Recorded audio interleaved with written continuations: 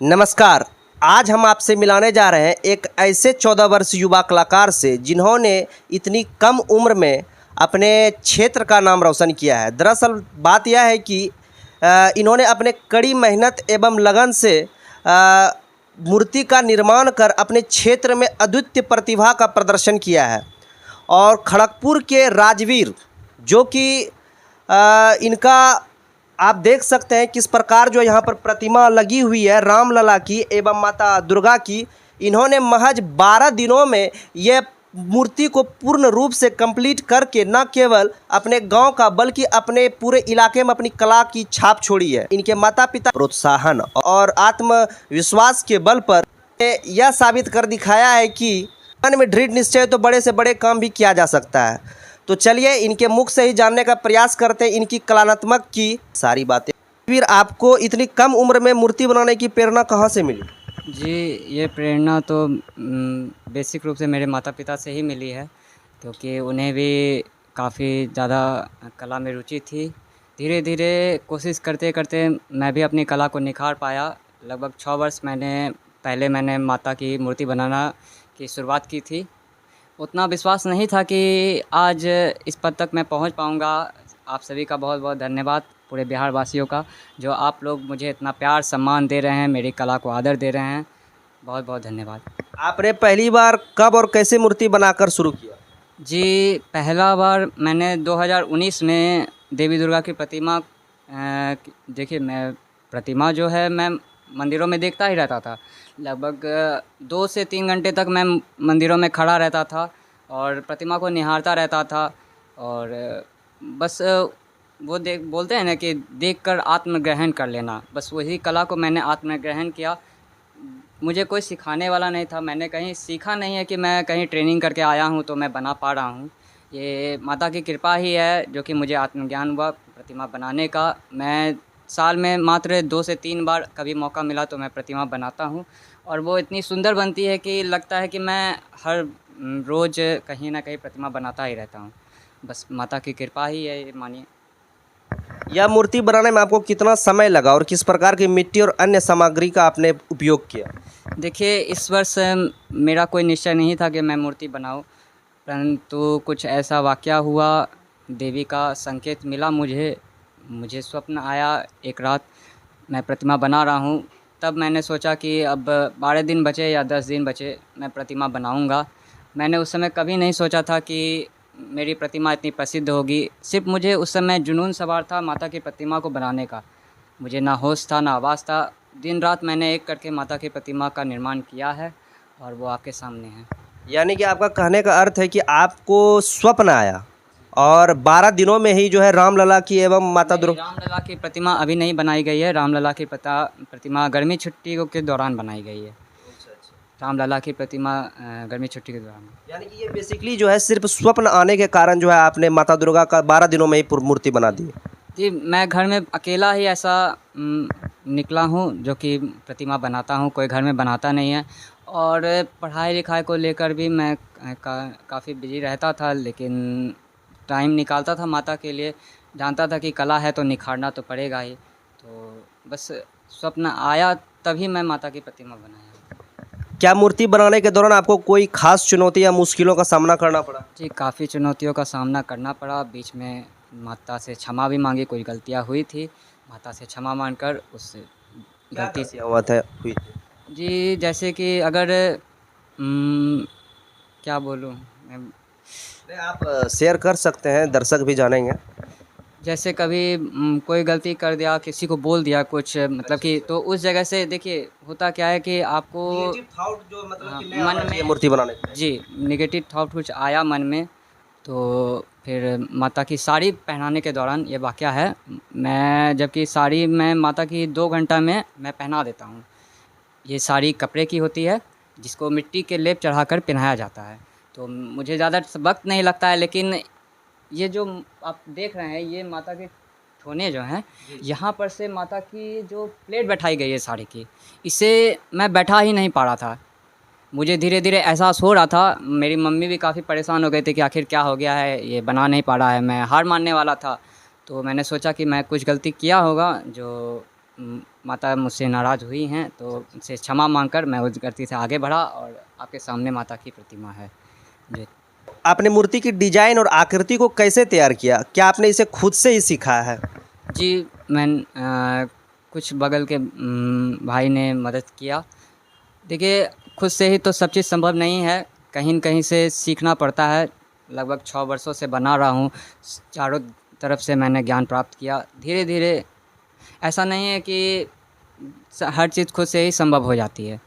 दूसरों की सहायता लेने में कोई गलती तो नहीं है। जहाँ से लोग बताते हैं कि कहाँ पे गलती है, अभी भी लोग बताते हैं, तो मैं उस गलती को सुधारता हुआ आगे बढ़ता जाता हूँ। 12 दिनों तक लगातार मेहनत करना, वह भी इतनी कम उम्र में, कैसा अनुभव रहा? जी, मेहनत तो लगातार करता ही आ रहा हूँ, लेकिन ऐसा अनुभव तो कभी नहीं हुआ था। होता है न कि मैं रात्रि 12 बजे से लेकर लगातार 6 बजे सुबह तक मैं काम कर रहा हूँ। अच्छे लोगों को नींद आ ही जाती है बीच में 3 बजे 4 बजे, लेकिन माता की कृपा ही थी कि मैं रात भर, अगर मैं वो रात भर काम नहीं करता तो माता की प्रतिमा पहले पूजा को कंप्लीट नहीं हो पाती। तो माता का आशीर्वाद ही था, मानिए कि प्रतिमा कंप्लीट हुई। मैंने एक ब्लॉग भी डाला था अपने चैनल पर इंस्टाग्राम के कि 12 दिनों में ही माता की प्रतिमा बनानी होगी, काफ़ी कठिन रहेगा। तो यही सब बात है। इस कला को निखारने में आपका माता-पिता और परिवार का कैसा योगदान रहा? देखिए, मैं स्कूल नहीं गया हूँ 12 दिन बनाने के लिए, मुझे ट्यूशन भी छोड़ना पड़ा 12 दिनों के लिए।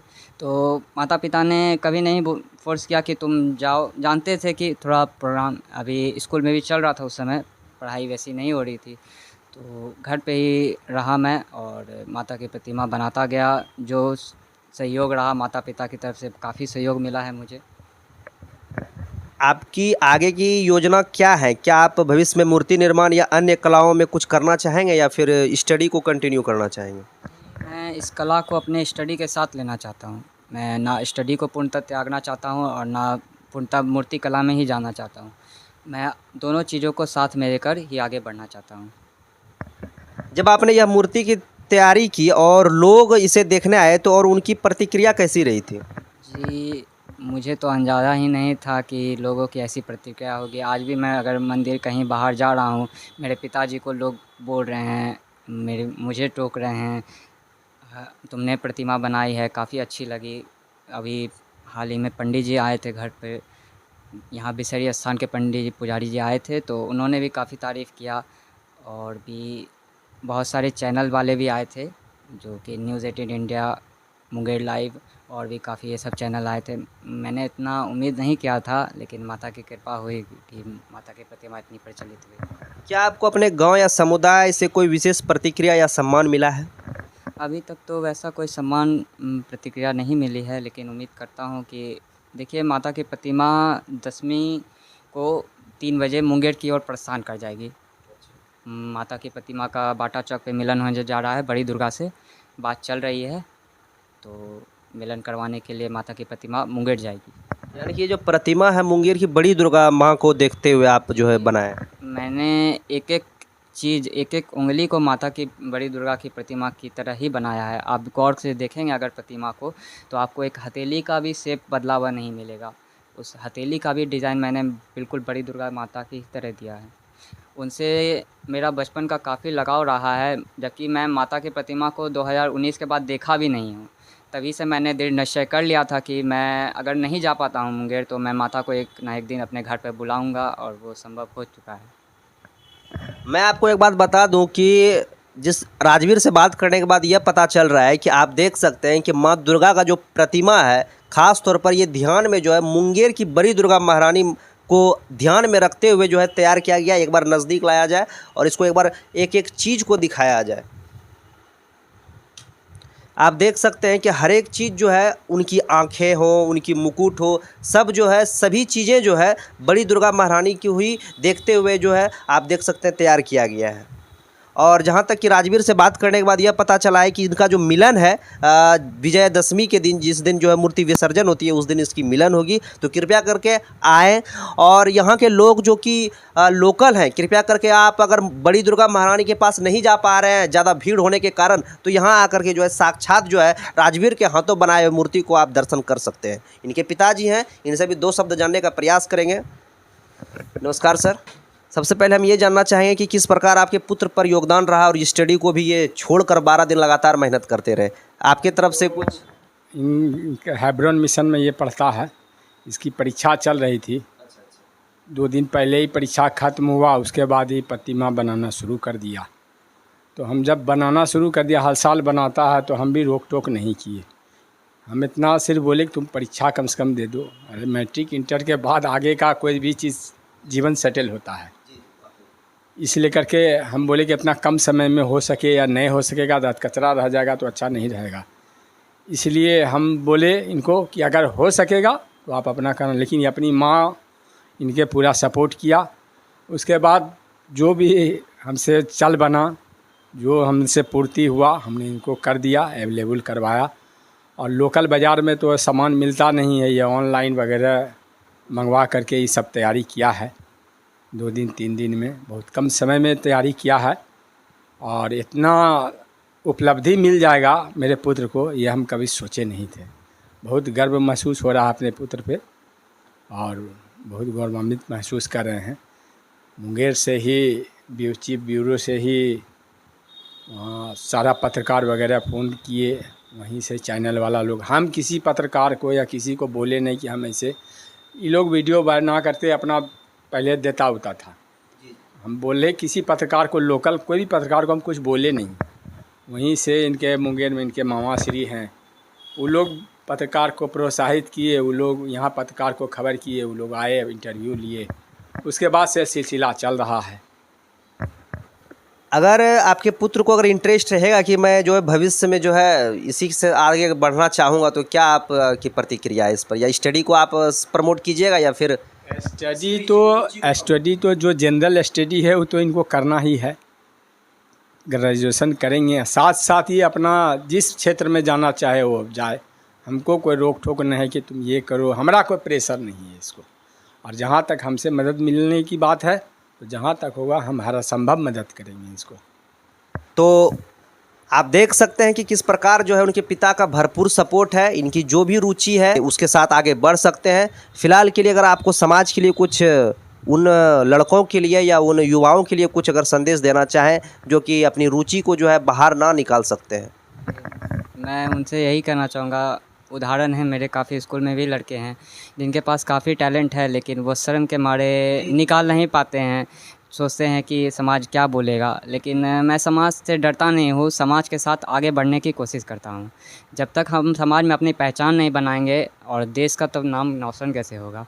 तो लड़कों से यही है कि आपके पास जो भी टैलेंट है, जितना भी टैलेंट है, उनसे खुलकर निखारिए। पूरा समाज हमारे साथ है हमें आगे बढ़ाने के लिए, तभी हम बिहार का भी नाम रोशन कर सकते हैं। आज बिहार काफ़ी निचले स्तर पर देखा जाता है देश में, लेकिन हमें बिहार को आगे बढ़ाना है।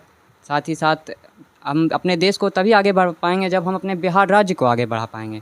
अगर हमारा राज्य पीछे है तो हम देश को बढ़ाने के बारे में सोच भी नहीं सकते हैं। तो सभी से यही विनती है कि आप अपने टैलेंट को निखारिए और जितना हो सके देश के लिए योगदान देने का कोशिश कीजिए।